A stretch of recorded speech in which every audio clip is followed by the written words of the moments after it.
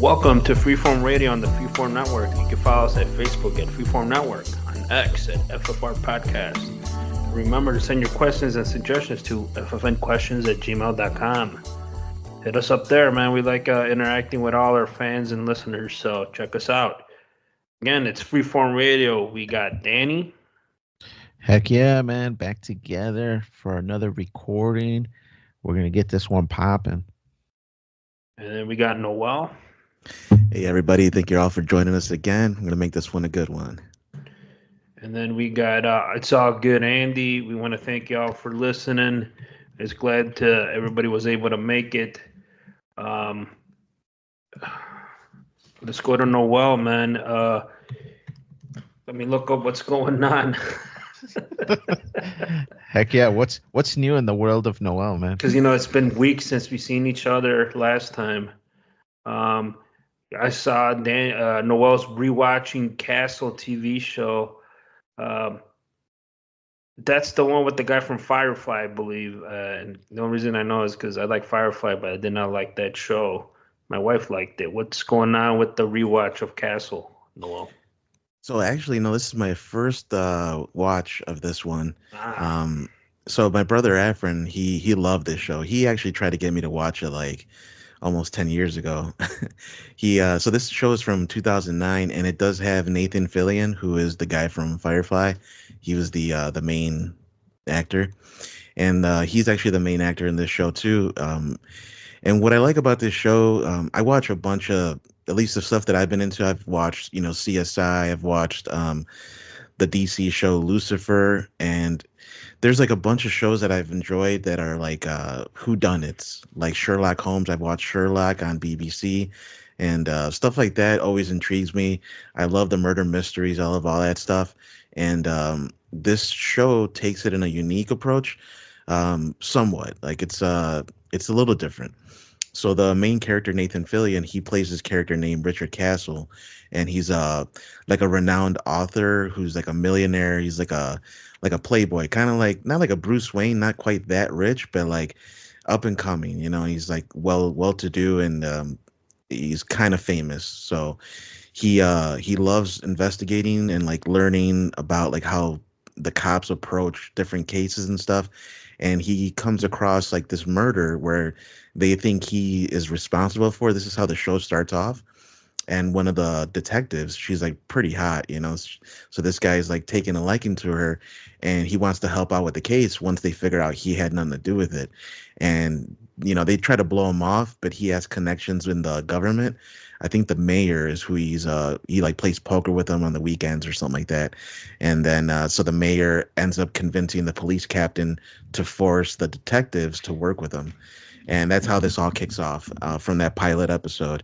And it just goes on for about 8 seasons. So it went from 2009 to 2016. It's got an 8.1 on IMDb. It's actually a really interesting show, and the more and more you see it, the better the camaraderie between the characters are, and you really feel like this is it's almost like real. Like the dialogue is good, the banter between everybody, and then the mysteries, of course, is the main bread and butter, or the steaks and potatoes, however you want to word it. But that's where it's at, and the mysteries are great. And there's some episodes where there's bombs and stuff. And now it can get a little extreme sometimes, but that's how do you make a show without trying new and exciting things that might seem a little extreme and a little bit unrealistic. That's how TV shows are supposed to be. It's kind of like a blend between reality and fiction. So it's a cool show. I highly recommend it for those that like that mystery drama type of series, and it has like funny moments too. It's not just seriousness. It's got a good comedic approach, and like I said, the banter and dialogue between the characters, that's what kind of drives it all home, and what makes it memorable, and what makes you want to watch more and more. I think I'm on season 6, like about midway, and unfortunately the end, I heard season 8 was probably the worst season, and it was not that it's bad, it's just not as good as the others. So a lot of people in like the Castle fandom, whatever you want to call it, the fan club, they say you watch season 1 through 7 and you call it a day and that's it. You don't even watch 8. Because the thing is they got canceled. So they did and did not know that it was going to be the last season. Like they had an idea that it was going to be the last season. So they made somewhat like a rushed ending, but it wasn't like they knew it 100% so they could draw it out or they could do it really the best way. It was kind of like, oh, this is the last episode. Well, guess what? Fast forward 20 years from now, this is how it ends up being. And some people didn't like the way that ended. Whereas season 7, I haven't gotten there yet, supposedly has like a more of a definitive ending that people can accept and just consider it, that's where it should be. So I think I'm just gonna watch season 7 after this one and then call it a day. But again, if you like Sherlock type mysteries and drama and cop shows and you watch CSI or Dexter or all that stuff and you like that crime solving stuff, this is definitely one of those you got to put on that list for viewing. Wow, man, it sounds like a great show. When you first said Castle, I thought about that alternate history Nazi one, but I think it's like the Man in the Castle or something. Man in the High Yeah. Castle or something. For Yeah, a Prime Yeah. show. Yeah. Yeah, right. that's it. What network is this on? So I've been watching on Amazon. It's available Okay. on Prime. I don't know what I think it originally it was was on. ABC. Okay. Oh yeah, I see that cover here. ABC Mondays, not 10/9 Central. I mean, back in the day, it was on ABC, but yeah, you can watch on Amazon Prime now if you have that. So that's how I've been watching it. Yeah, I think you should watch season 8. Just to see what the hell happens. I mean, rarely do shows at the end they have decent endings. I mean, that's the problem how to end shows like that. So when they've been on for so long. Yeah, it is a bummer, and it's hard to end a good show. I was actually having a discussion with my cousin recently about that. I'm like, I can't recall one show where I was like excited that it was over, or like not excited that it was over, but like excited at the way it ended. And most shows, even the best ones, like Better Call Saul, Breaking Bad, things like that. The ending, I was like, man, like I would have done something a little different, but I accept it. It's um, Dexter, Game of Thrones. The list goes on, man. It's just hard to end a good show. So The one I watched religiously when in the 90s and the early 2000s was NYPD Blue, and the one character Sipowicz. When the show started getting a little bit long in the tooth, the last 2 seasons I think they ended it right, where they put Sipowicz in the lieutenant's chair, and I think that was the right way to end the show because everybody that he started with was pretty much gone or retiring, and he was still put on there. And that's one of the shows, like always, like we were talking the last episode of when they're bringing back shows, or they were gonna bring back that show. And they asked him to come back. He said no. They were gonna have his kid, and like they were gonna bring back 2 people from the original show, and they did a pilot, but they didn't like how the show went, and like I don't even think you can remake that show. You can make that show today, so that's why with Castle, like to me, all those shows that they're always. I know it lasted a long time. My wife would watch it. I watched an episode here and I couldn't get into it. yeah, it's it's difficult to find, like I said, a good way to end a show. And like you said, when it gets in later seasons, a lot of people usually end up leaving because the actors they want to do other things. Mm-hmm. That's kind of what happened here, actually. So the main actress, Stana Katic, she ended up leaving or wanting to leave at the end of season 8, and supposedly, like, she's not in every episode. Like, there was contract negotiation complications or something, and she just wanted to do other stuff, I guess. But I will say where I'm at season 6, like this is just like almost the peak. This is Yeah. almost the climax right now. Um, they've been building up this like like I don't know, like romance and like all the stuff is tying together, the drama. She also has like her mother was murdered, that's why she became a cop, and then her mother has like some conspiracy going on, and she's been trying to solve it for like already 3 seasons, and now it's all coming together is what I'm saying. So um I do recommend it, yeah, for you guys that want to watch a good decent show. It is on the longer side, like I said. 8 total seasons, 173 episodes. I'm on season 6, and it's just one of those that it's like a guilty pleasure. I get out of work, just in the last couple hours before I go to sleep, I'll just watch maybe a couple episodes, and it's just a fun, easy to watch show. So, but that's something I've been watching. I actually rewatched. Now that we're talking about rewatching stuff, Life from 1999. This one was Martin Lawrence and Eddie Murphy. Have you guys ever heard of this one? No, this doesn't even sound familiar. Is this where they're like prison You mates saw and they're this in trying the to break? theater, Dad. Come on. Really? It's Oh Martin no. Lawrence and Eddie Murphy, right? Eddie Murphy, you got Bernie Mac, Yeah. you got Rick James up in there. Yeah. At least me, Yeah. you, and Dave saw it in the theater. And we were talking about how horrible it was You didn't like it? Oh at the man, what? time. Yeah. No, it's one of those like funny comedy like quirky movies, that typical of them too. Typical of Eddie Murphy, who's done Dr. Dolittle and all sorts of Mm-hmm. stuff. Typical of Martin Lawrence, who did Big Mama's House. It's a quirky, funny comedy that's it's got its moments where it's serious and endearing, and like if you can like reflect and put yourself in the position, because they got framed for murder that they never committed, and they do essentially life. Like they spend pretty much the majority of their life, and I don't want to spoil it for those that haven't seen it, but like, I mean, it's already been many, many years. You should have seen it at this point. So they do eventually at the end finally get free. Um, and it's, yeah, it's sad. Like you see them looking all old, and you're just like, man, like imagine if that was you, and you just got framed, and you're doing life. And not only that, but you're doing life as a black man in like older America. Like I think the time period is like the 20s or something. Mm-hmm. Yeah, it's a during the Prohibition era. So yeah, it's a unique story, man. I liked it, and everybody plays like a unique character, dude. Fucking Bernie Mac, Jangle Leg, and it's just the way he talks, it's just hilarious, man.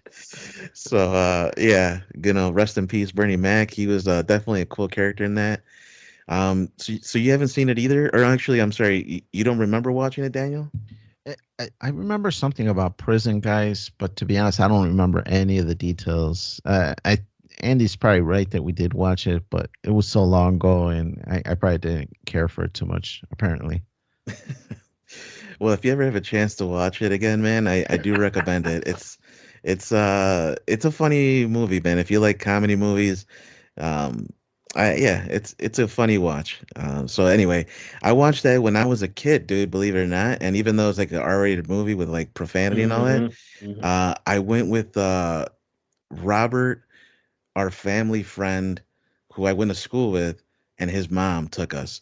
So it's a weird thing and not only that, we got there late. We got there like the movie was like pretty much started already, and the only availability was the front row seats. This is before you could choose your seat. This is back in the day. If you were late, you were suffering for that. Mm-hmm. So yeah, we Paid a were like, price. oh yeah, dude. My eyes, my neck, because I had to have my head like straight up, because we were literally front row, like right in the front center, and I had my head straight up throughout the whole movie. My eyes are burning.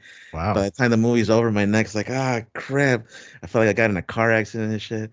But the movie was funny, so it helped at least that. But yeah, rewatched it recently. It's been decades probably since I've seen it. So um, anybody that wants a good comedy movie, yeah, it's worth a watch.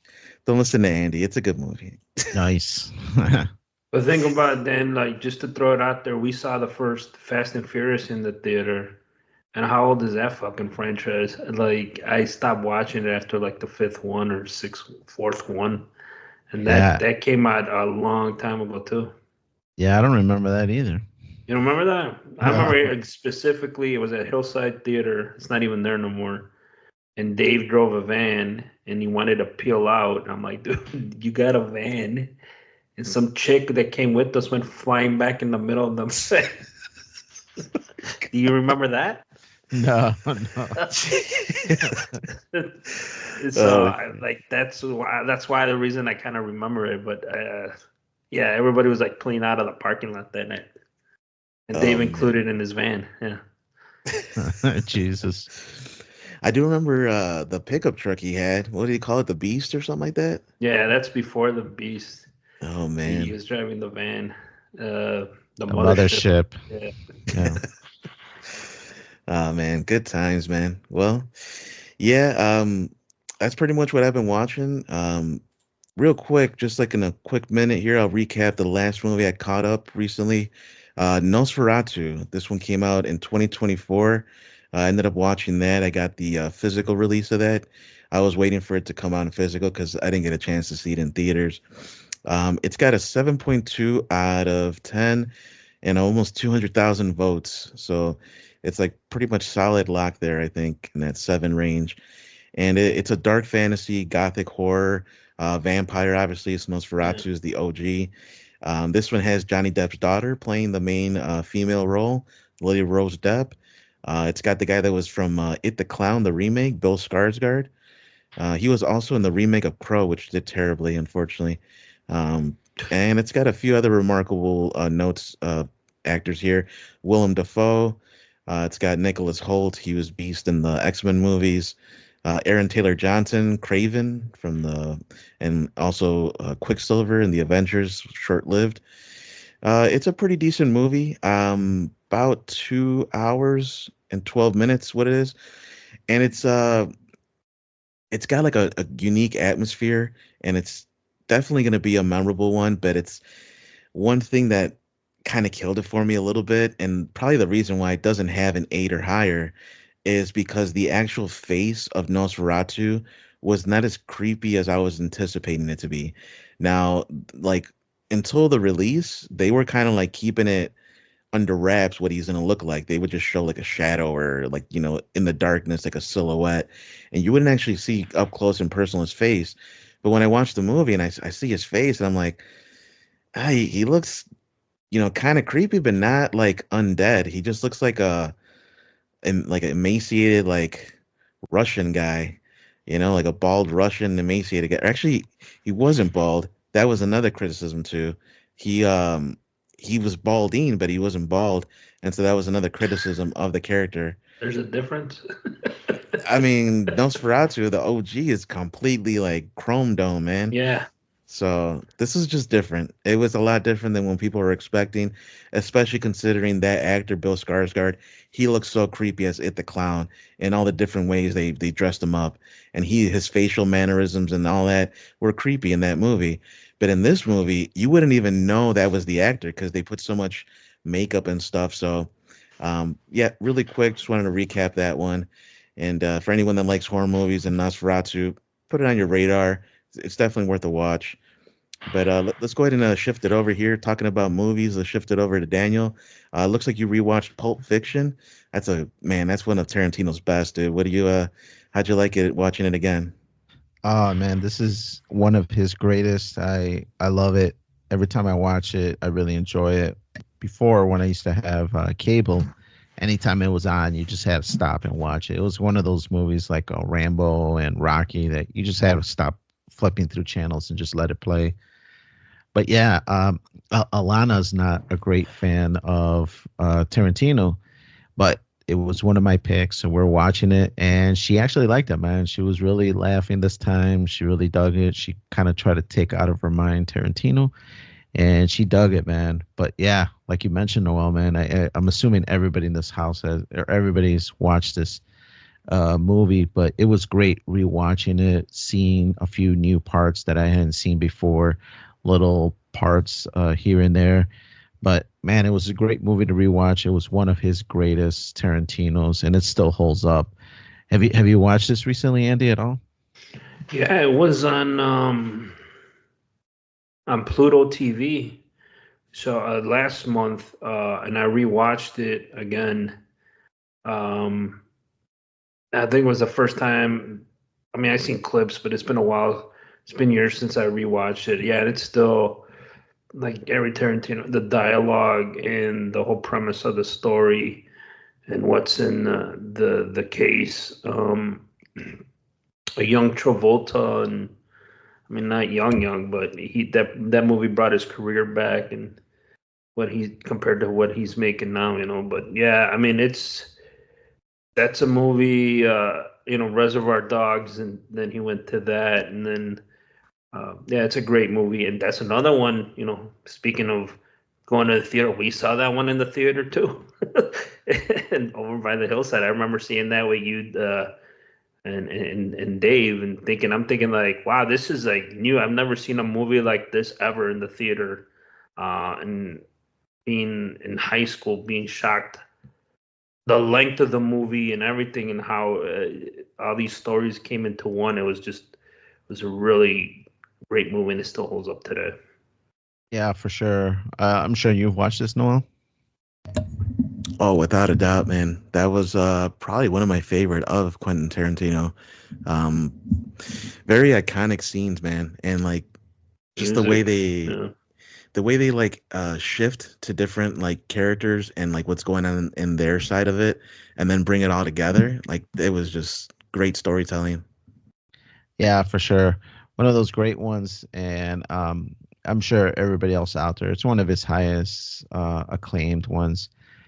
Is Tarantino done? I know he was only gonna do like 7 movies, and then he wasn't gonna do any more. Is he totally done, He or is has he still one got more another one? left One more? out of the seven. Yeah. Oh, yeah. I mean, all his movies have been really good. The only one that I can't really dig with is that Upon a Story in Hollywood, or what's it called? Yeah, The Once Upon a Time. I think that's right up there with Pulp Fiction. Dude, Yeah, yeah, that one's It's right good. up there, dude. It is really, really fucking good. I know he's into this reimagining stuff with the last two movies, with the not last, but Inglorious Bastards and this. Um, the one I didn't like was the Western he made, not the Django, the other one where they're in the cabin talking all the time. Magnificent Yeah, 7 or 5 or something like that. whatever. I can't even think of the name because I watched it. I couldn't get into it. Yeah, that one I did dig. I thought that one was good. Yeah, Once Upon a Time in Hollywood, and what was the one before that? That was the other one that Inglorious Bastards. That one was like, yeah, it's okay, but I didn't really dig it too much either. But I don't know, man. Usually all his movies really hit for me. Jackie Brown, I dug. Reservoir Dogs, Kill those are all, Bill. Kill Yeah. Bill, those are all excellent. So maybe I have to rewatch Once Upon a Time in Hollywood. It was so long that I didn't even get to the Bruce Lee stuff. I wanted to check out the Bruce Lee scene, but I didn't even get that far. So maybe I just need to give it another chance and let the movie wrap up, because sometimes, like Noel was kind of alluding, Pulp Fiction, it keeps skipping around, and maybe you don't see the genius until the very end when you see all these stories are tied in together. So maybe Once Upon a Time in Hollywood has something similar, and I just got to watch the whole thing to see the magic at the end. A But 100% at the end, it pays off. Yeah. yeah, so maybe that's why I'm not digging it, because I've never seen it to the end. I've only seen like 2 hours of it, and it just wasn't enough. I'll give you that. The beginning where he's building up the Leonardo DiCaprio character, and where he's trying to find his way into Hollywood with he was on that TV show, which they moved on. He's trying to do all this other shit, and he's incorporating all that old 60s Hollywood. Is I mean, because a lot of those people in the movie are old Hollywood stars that are no longer around, and they're trying to explain stuff. A lot of those people are dead, and but it all ties together, and I think it's a pretty good movie. I mean, it's really good. I watched it like I got it on Blu-ray. I must have watched it like 3 or 4 times already. There, especially during the uh, towards the end of the pandemic, so I watched it a couple of times. No, I'll give it another shot. Tarantino, he I owe him that much to at least watch it one more time. Check it out. Something else that I watched, man. I watched The Monkey. Now, this one I'm assuming Noel's watched or maybe even talked about it on the podcast, but I just barely watched it. It was something Junior wanted to watch. He was like intrigued with it. So watched it. It was weird. And I don't mind weird movies, but this one was like really weird. So much so that I even questioned the torrent that I downloaded, that maybe was it like a screener and I'm missing like 15 minutes at the end of the movie, Work because print. something like that, dude. Because when at the end I was just like, no way was that the retail cut. There's got to be some scenes missing where they're like, we'll put in that scene at the end. We'll spend the money at the end and reshoot it. It looked that kind of weird to me. But I'm not sure. I thought it was still good. The premise was kind of cool. The whole monkey character thing was kind of, unique. But yeah, something about the pacing of the movie looked off. Noel, have you seen this one? Actually, I have not, but it is on my radar. It's a horror movie, so I gotta eventually come around and watch it. I was looking it up right now. It's got a 6 out of 10, $10 million budget. They made 68.7 worldwide, so I made its money back for sure.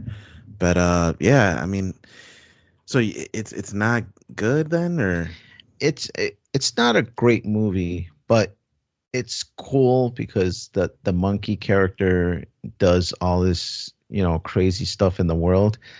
But like I said, the pacing seemed off. Like sometimes scenes would end and then the next scene would start. And even at the end, I turned to Alana and Junior and I'm like, did you guys think that was normal? And they're like, what are you talking about? I'm like, I don't know. It seemed like it's either purposefully like that, like the director is just like, I want to have like these hard cuts in and out of scenes, or I don't know, either something is off by me. But yeah, something was weird. Is that the it, one where the monkey is the lead actor and he's singing and dancing? No, that's Monkey Man, I think. Okay, so I'm With getting my monkey movies mixed up. Robin Thicke, I think, plays that character. Is The it? monkey. Yeah, it's Yeah. like that's the only that when you said that, I'm like, is this the one with the singing monkey? But you're like, it's a horror movie. I'm like, well, that can be a horror movie, a musical. Yeah, So this one, it's like that little play toy where when you wind it up, he starts clapping the cymbals it in the sounds like a middle. low budget movie. It is, but it is well done. I mean, it's super gory. I mean, there's like kills like every like 15 minutes, because this monkey just keeps playing everywhere he goes around and just killing everybody.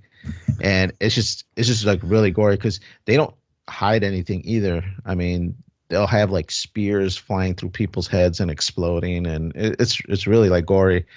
Uh, but it's really unique. It's different. So Junior was really hot to watch it, so we watched it together, and it's not terrible. But you said 6 out of 10. That's probably pretty accurate. Oh, it's a Stephen King book. Oh, really? Maybe it's like that. Maybe they filmed it the way the book is written. Not sure. But yeah, I'd be curious, Noah, when you watch it, if you can give us your thoughts. I'm telling you, man, I was so close to trying to re-download it and find another torrent, because I'm like, there's no way that this movie could be edited this way. There's something off with the pacing. But yeah, it was okay. Not a great movie, but it was okay. Uh, last thing I wanted to bring up, man, I joined the gym, man. I finally broke down. I was gonna do it earlier in the year, but I was kind of worried that I was gonna get all the new gym guys at the beginning of the year. So that was the reason why I wasn't getting it healthy, Andy. I was holding off because of them. Yeah, But man, that's a good excuse. right. But yeah, I finally joined. Didn't join the typical Planet Fitness that I usually do. I usually go to Planet Fitness because it's usually the cheapest, and the facilities are pretty half decent. But there's not really one that's close by me. The both that are close to me, it's a good 15-20 minute drive to get to it. So that was one of the big struggles, just the drive to get there. So I ended up getting a gym that's literally like 5 minutes away. It's really close, but it's a little mom and pop gym. Nothing big. I don't even think they have chains. It's probably just a one-off gym. But yeah, Andy, man, it looks it at times, man. When you go into the bathroom, there's only one stall. So if there's one guy taking a dump, you better hold it, man, because you you have to wait for that guy to finish. There's only one shower, so one Yeah, person could take a shower at a time, kind of thing. So that's what I was gonna ask you. Is there showers and like long mirrors and like lighting? And it's just like this seems like a really small gym. yeah, it is a really small gym. It's cool. It's nice as far as it's really convenient, and that was a part that I was not digging from the Platinum Fitness. Uh, Not that that is the sole excuse, but like everybody knows out there, when you're trying to get fit or get healthier, any little thing is going to keep you from going to the gym. Any Hmm. little excuse like, oh, my shoelaces are untied. I can't go to the gym today. You'll look for anything. And being a 15-minute, 20-minute travel, it was contributing to the reasons for me not going. So I figured, let me get the closest gym that I could get. We'll give it a try. Unfortunately, I'm suckered in for a year gym experience, but so far so good, man. So far I've gone more times just because it's really close to the house and I can get there, get a quick workout and get back, and I'm not losing, an hour travel back and forth kind of thing. I mean, as long as it meets your needs and like the commute's important to you, then yeah, and it gets the equipment that you want to use, then by all means do it, man. Yeah, for sure. I mean, I'll have to reevaluate it after my year membership is up to see if I still want to keep going. But so far, so good. Um, is travel important to you, Noel? So I got the home gym, so 100%, man. I used to do Planet Fitness, and it's actually not that far from here, but I just got tired of having to do that back and forth commute. I got tired of having to wait for stuff, and if I'm going at a certain time where it's busy, then I can't do my workout like the way I want to.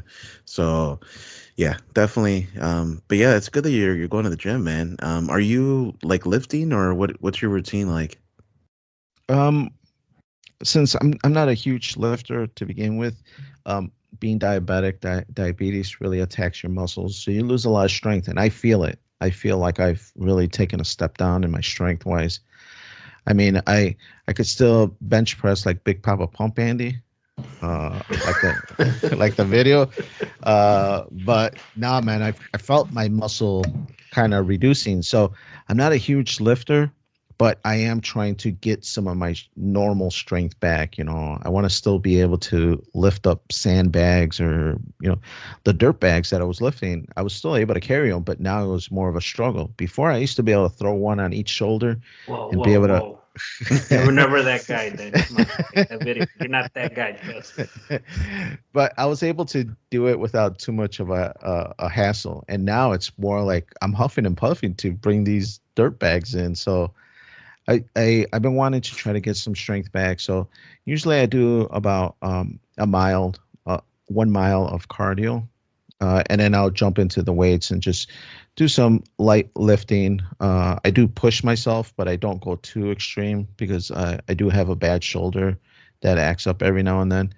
And then for whatever reason, my biceps really tighten up after the workout. So the day after, it's terrible, man. I'm constantly stretching my biceps because they tighten up so bad that I even started getting into the routine of eating a banana a day just to see if that would kind of I think it's reduce like some of the tightening. arthritis or something. I don't know, man. I some other Can people. you get arthritis there? I mean, I don't know. If I it's think our constant, I mean arthritis. I think is more in the bones and not really the muscle. Some people say that I'm not eating enough protein, and so I'm not giving the muscles the capabilities to, heal themselves. But I'm not really sure, and it kind of does deter me from going too heavy because I feel like I could try more, but I try to stay light, which I'm afraid is not going to bulk me up. Not that I want to get uh, massive, but I do want to feel like I'm getting some of my muscle have back. you talked to Noel? I mean, are you taking any type of like vitamins or supplements if you're not getting enough protein? Do you take like a one a day or anything? Yeah, just the one a day that I typically take. Okay. Any thoughts, Noel? Yeah, man. Many. It would be more than we could cover in this podcast. But next time you come over, yeah, I'll just go through, just give you info and stuff, and you just do what you feel is best. But 100%, you need more protein, and that's one of the drawbacks to lifting weights. But it's a requirement, man. Just to be healthy, you got to get your protein in, and you could do it easier. It doesn't always have to be like solid food. You could do liquid protein like shakes and stuff, but at least up that a little bit, and you'll notice you'll recover quicker. Especially if you get your aminos, you could even buy those in vitamin form, like or in a capsule form. I mean, you can get your aminos that way too. I actually just bought some recently. Ismail's actually like really quick. Ismail wants to climb a mountain later on this year, and he's like invited me No to go. mas. I'm gonna climb a What? mountain. Sorry, hike a mountain. Okay, Yeah, yeah, okay. not climb. Oh, okay. I was like, But I damn, I'm gonna I just do like it. that. Fuck. Yeah, I know that's kind of extreme. no, yeah, we're hiking it, and it's a popular one. People go up there all the time. You could drive up there, but we're gonna hike it. And anyway, so he recommended a bunch of stuff. He's like, it's gonna be high altitude. You need to have this and this. Make sure you get your oxygen, your blood circulation. I'm like, okay. So I took down some supplements that he got, and I'm gonna start looking into those. So yeah, next time we hang out, I'll just give you the info and make your determination there. Most definitely, most definitely. But I think that's enough of Daniel talk. Let's get over to Andy. Andy, fill us in on your week. It looks like the trade war is on hot on your mind. Tell us about it, man. One more thing, Danny. We need proteins. I just saw a commercial for Subway. We get a large Italian or a foot long. As it claimed to have 56 grams of protein. I don't even know how the fuck that's possible, unless you double the meat or something. But checked it out, and it was $7. I don't know, Subway. I'm Yeah. kind of eyeing that Dorito nacho that they have. That looks Yes. awesome. And they have churros there now too. So Nice. but yeah, man. Getting back to current topic here. The trade war, the tariffs. We haven't really delved into it too much. I did get some people from work to tell me they were not already fans of the current president, but once they started fucking with the Nintendo Switch pre-orders and it became a pretty hot topic with that one person. He was like, fuck him and this and that. Like, oh, you don't care that he's deporting American citizens or anything? Like, you're now being politically active because your Nintendo Switch 2 pre-order got canceled. He goes, yeah. So, but the tariffs, it's going to be a price Americans are going to have to pay for a bit. It might be painful. We're already inflation's a little bit down, but now we're dealing with tariffs, and I know people from the other aisle, political people, are saying like, you're going to pay for more, and they are correct. We're going to pay for more. None of this stuff gets settled. But China seems to be kind of, I don't want to say caving, but they're hurting a lot more than we are. They're experiencing they had very little growth this past quarter. They are having a lot of the factories that are over there are having layoffs, slowdowns. Some of them are even closing. They're experiencing something that America went through, the 80s and 90s when manufacturing was still important to the American economy. They're going through something like that right now. I don't think they've ever experienced anything like that. So there's a lot of videos of claiming uh, owners of factories are selling equipment, doing layoffs, furloughs. They have an excess inventory because of the tariffs, and nobody wants to buy. Containers are not coming over, being filled because no one is buying, shipping stuff to America. Um, so it's a double-edged sword here. But long term, I think of America. I mean, what haven't we fucking been through? I think we could wait a little bit longer. And long term, you're going to see. Hopefully, I mean that's the whole end goal: get good paying jobs for the average U.S. citizen here. That I think that they're waiting on, and tell people that who disagree with me, like, don't you want your fellow American to get a decent paying job where it's more than $15 or $20 an hour, where they get health benefit and all this, and they work 40 hours a week instead of getting this cheap shit from China, if it's made here in the U.S. And I've seen all these reports, the iPhone prices are going to go through the roof. They did an actual study. I mean, it goes up a little bit. I think not a little bit, but I think like $200 or $300 at most if the jobs get shifted here to America. And people were shitting on that. And then there was these videos coming out that the American worker can't work the pace of a, of a Chinese worker or something. But we'll see, man. I think I don't know how much you guys think about it at all. I know I saw videos of Costco, people going through Costco and stores where stuff with the tariffs, like from Canada and China and all this, and there has been some increases. Have you guys noticed it, or do you even care, or are you keeping an eye on it? So I knew this was going to happen. Not to the extent of what it did, not the details on it, but I knew it just things were going to be increasing in cost, and that's why I bought my PC, which was like just a couple months ago. And now I'm looking at the prices of PCs and like all the parts that I put together. It's like twice the amount. So I saved by getting it sooner, and I called it, man. I knew when the tariffs were starting to be implemented.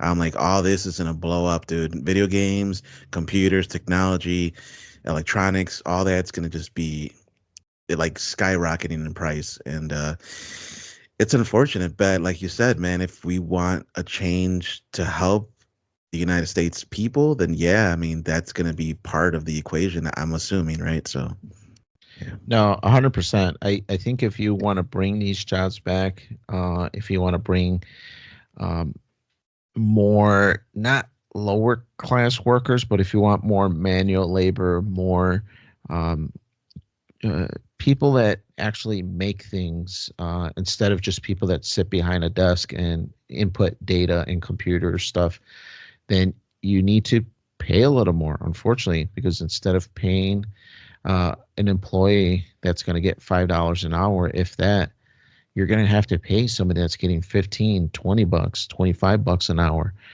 to do the same. So that cost, owners and companies are not going to eat it. They're going to pass it on to the consumer. But unfortunately, that's the price to pay to have American workers employed. And I think at the end, it is what we want. We want American workers working so that less of them are dependent on the government. More of them are self-sufficient. It will bring up the economy.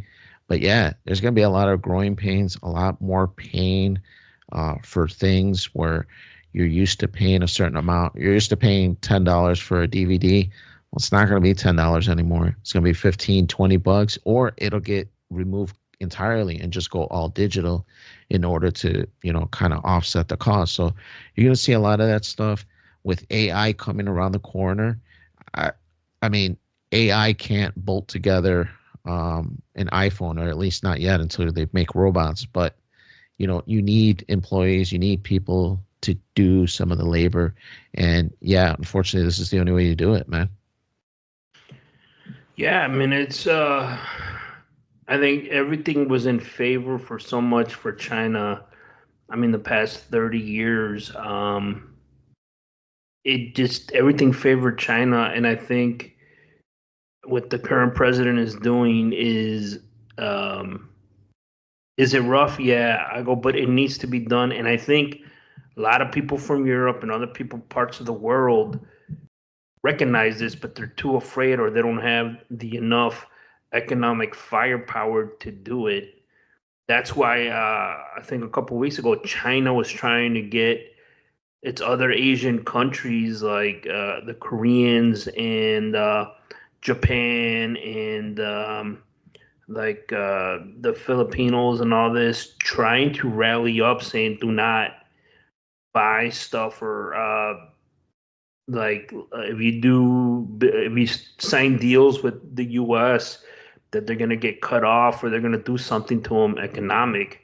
in India too, and they were nervous about what to do. But I think long term, the buying power of the American citizen, the American people, is what everybody wants access to. And in China, the whole opposite. The whole thing was when we opened up with China, we were supposed to get our stuff in there, and we're gonna have access to all these billions of people to buy more shit. And the opposite happened.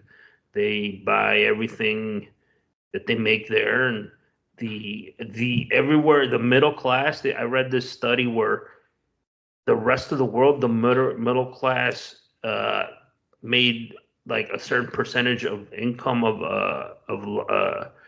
the life thing, where they made a little bit over the last 10 years. The Chinese citizen, they made great, like something over like 20 to 30% more than the average middle class worker in any other part of the country of the civilized world. And like what like and that's all because of manufacturing jobs. Like, think about that, and it just like nobody's talking about that. It was like this crazy number, and here in America, the middle class hasn't really made much more. They're like getting by, or they made additional money by your partner getting a job or something. But now it's like people can't afford housing, they can't afford this. Part of it's inflation, part of it is the jobs here and stuff like that. And the only during the pandemic, the poor middle class made little to no money or got poorer, and the only people that made money was rich people. So it kind of sucks. But we got to see what we could do to change the tide. And I think this is something that needed to be done. And another thing, I've also read that if the U.S. goes to war with China, the U.S. would struggle with winning that war because our supply chain issues were a big chunk of everything is made in China. For us to get ramped up to make everything here would take some time. And I think long term, hopefully long term, the U.S. Military people have put some thought into that. We're not gonna win anything if stuff gets made in China. If we go to war, these people we're kind of fucking screwed. So I'm hoping they put some thought into that. Yeah, I'm not sure if you guys saw, but Xbox just announced the raising of their pricing. So they're raising their game prices just like Switch to $80 a game, and they're also updating the pricing for their consoles. Each of the consoles are going up anywhere from $50 to $100 per unit. So yeah, everything is going to go up because of inflation, some of it, and as well as these tariff new charges. The other thing that's kind of funny is from the little bit of research that I could find, it looks like they were already charging us tariffs, China. Yeah, everybody for our the U.S. tariffs. Yeah, so to me, I know some people just don't like Trump, and that's fair. You don't like him, whatever. But if me and Andy are doing business with each other, and Andy has been charging me a $10 surcharge this whole time, and then I finally go, you know what? I'm tired of paying Andy's $10 surcharge. Andy, you have to pay me a $10 surcharge. Well, what right do you have to get upset? You've been charging me this $10 for years. So to me, I kind of see the China US thing the same way. If they've been charging us tariffs this whole time and we're just starting to because we're tired of it, I think it's kind of fair, fair game. They either have to lower down ours and then we can lower down ours as well to zero or back to how it was. But yeah, I don't think it's fair that other countries charge us tariffs and we're cool with it and we can't have reciprocal tariffs for the exact or more.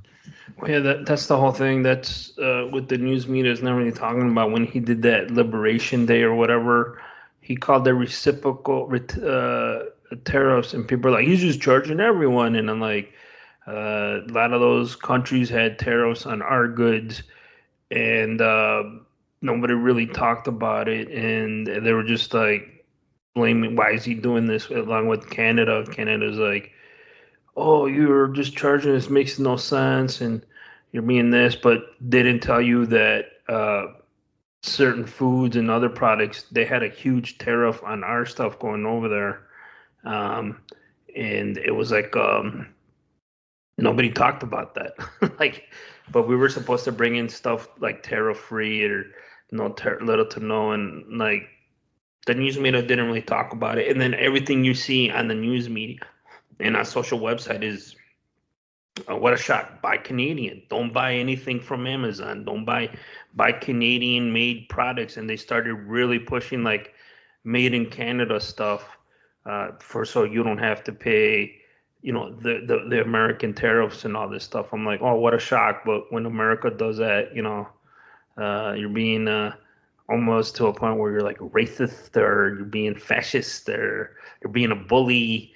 Like, well, why wouldn't you want to support other countries? Like all these talking points they throw out at you, but these same countries do the same thing.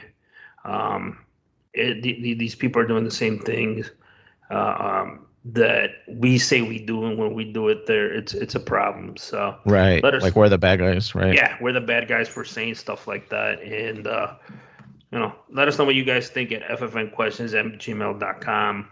But if you guys support that, or obviously tariffs suck, but it's a price we're gonna have to pay going down the road. Let us know what you guys think. But for that, let's switch it over, man. We're gonna go to our article of the week. So speaking of tariffs here and other stuff, with bringing up like iPhones and shit, but. This is really interesting.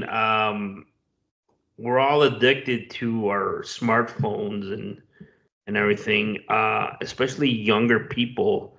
I was reading that New York bans smartphones in schools, joining a national movement. The state of New York will require schools statewide to ban smartphones used during school hours, joining a national movement aimed at preventing compulsive social media use and distractions that interfere with schoolwork. The ban, which applies to students in kindergarten through 12th grade, will also restrict other internet-enabled personal devices, such as smartwatches. But this is what's goofy to me. The ban does not include basic cell phones that lack internet access. So I don't know if you got that razor, whip it out. The New York follows the mood of a dozen other states, including California, Louisiana, Virginia, that have moved in recent years to require districts to limit phone use through policies. Some states have banned the devices only during classes. Others order districts to create their own restrictions. This is a bipartisan movement, so both Republicans and Democrats agree. They believe that it's been phones create anxiety in youth culture, and that 90% of U.S. teenagers who own a smartphone, survey shows nearly 1 in 3 nearly 1 in 3 8-year-olds have a smartphone. Holy shit. They say this will help combat soaring rates of depression, anxiety, and self-harm among adolescents in the past decade. That addictive nature of social media could be part of the crisis, especially for young girls. So it goes on. It talks about why they're doing this. Basically, the mental issues, social media. The other thing was TikTok videos. I personally think it's a good idea. I just know we put tablets and Chromebooks and all this. I don't know if they put some type of restriction or on the Wi-Fi's or something that's going to limit this. It's easier said than done, but my kid right now, I mean, he watches videos on the tablet.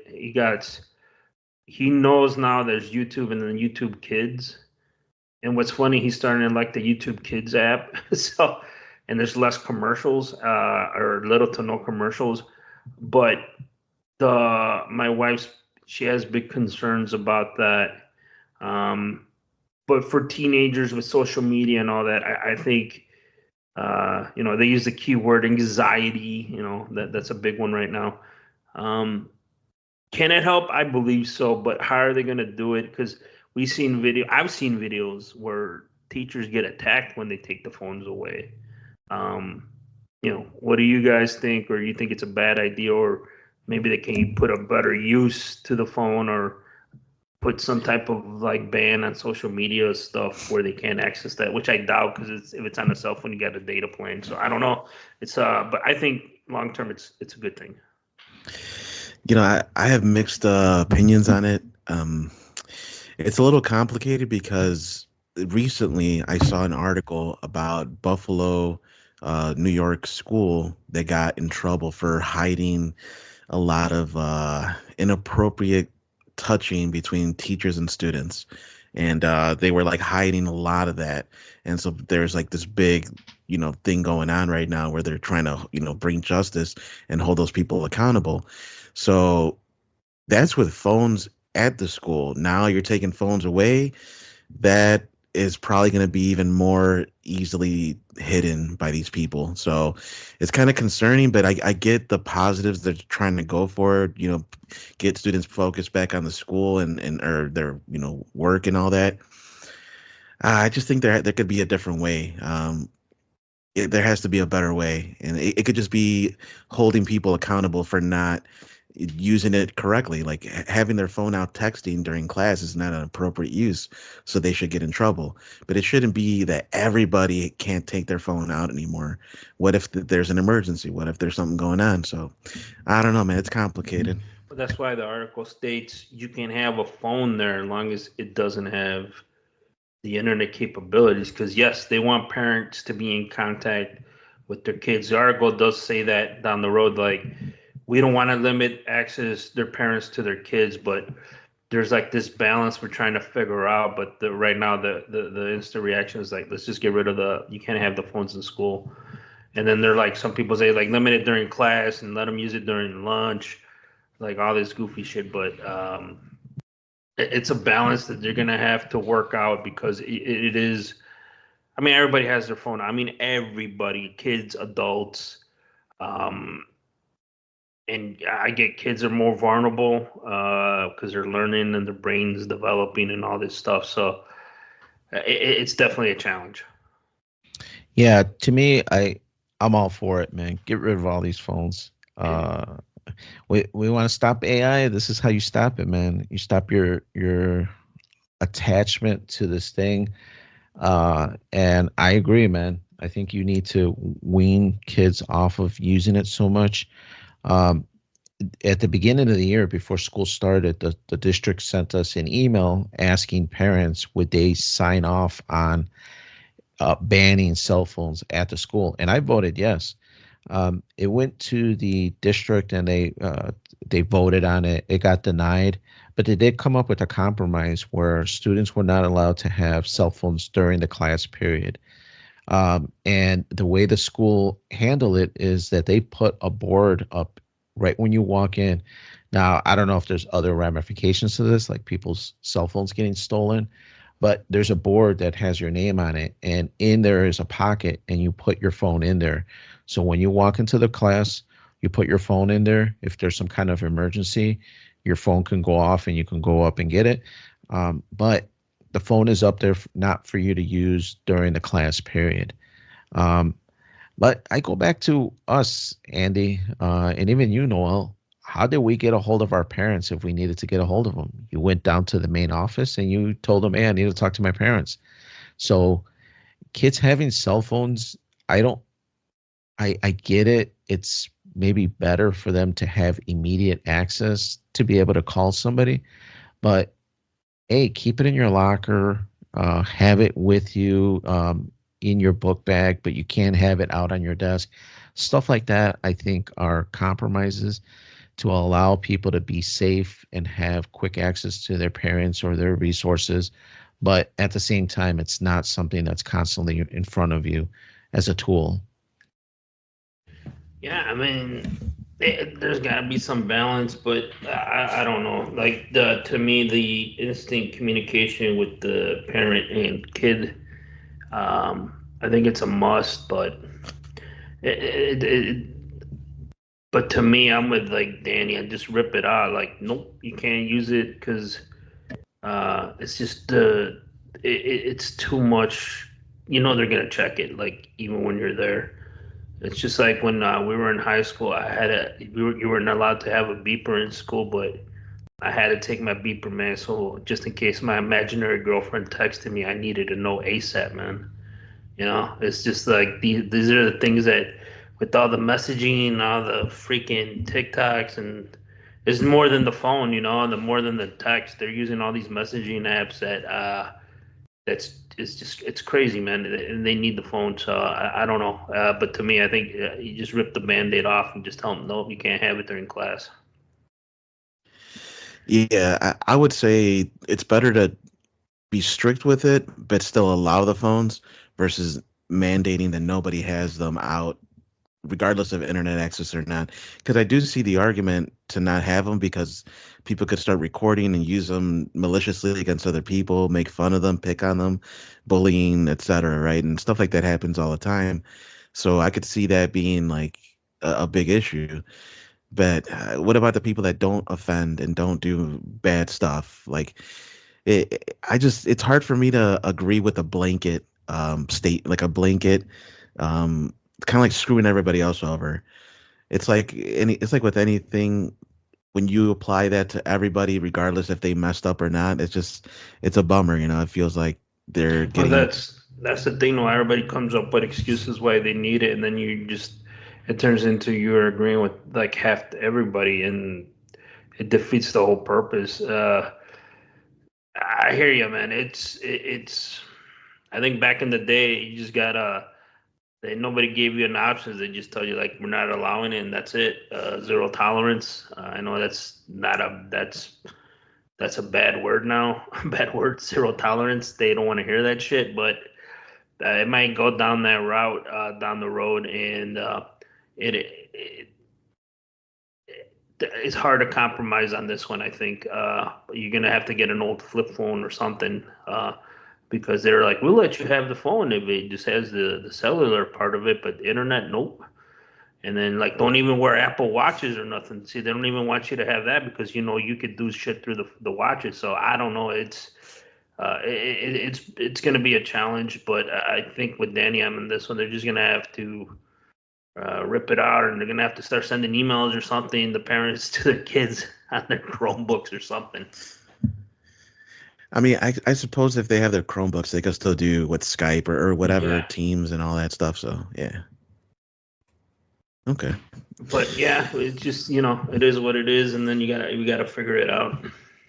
Yeah, I mean, I guess they could Skype or Teams as long as the app is working, right, Andy, and it's doing what it's supposed to do. If we could record it, it'd be sweet. Heck yeah, man. But that's all the time we have for today. We'd like to thank you all for listening. Remember to follow Freeform Network on Facebook and X at Freeform Network. Visit our webpage, freeformnetwork.podbean.com. You're going to see all of our links, all of our podcast providers on there. Send in those questions and suggestions. Andy loves reading them. ffnquestions@gmail.com. But for Freeform Radio, we got Andy.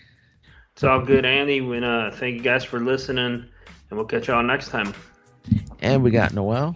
Thank you, everybody, for joining us for another one. I'm going to have to watch that monkey movie now, dude, and see how it turns out.